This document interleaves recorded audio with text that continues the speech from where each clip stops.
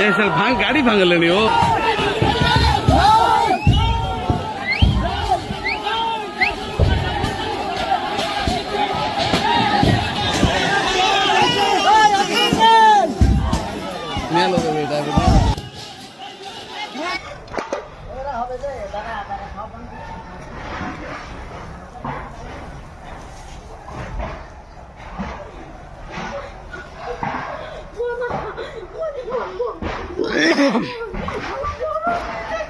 ମୁଁ ଶ୍ରୀ ମହାନନ୍ଦ ବୈରାଗୀ ଗ୍ରାମ MB26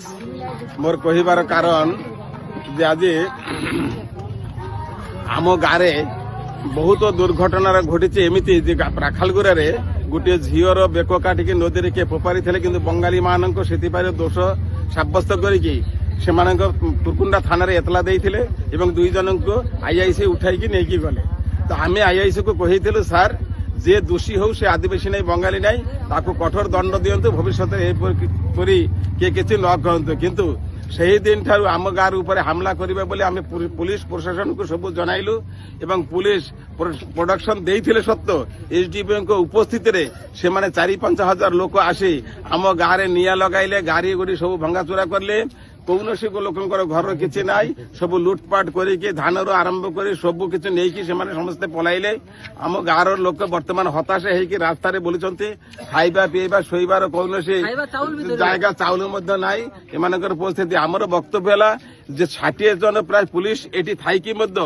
ଆମେ ଚାହୁଁଛୁ ସେମାନେ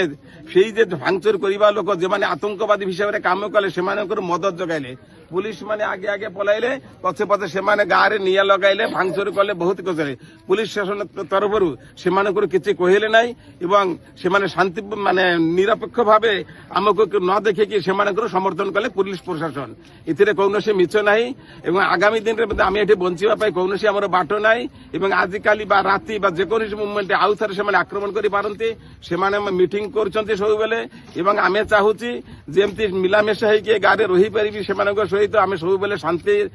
বাতাবরণ সৃষ্টি করিবা পাই চেষ্টা করুছি এবং আগামী দিনে এভাবে কাম আউ ন হোক এতিকে কহিকি মোর বক্তব্য শেষ করছি।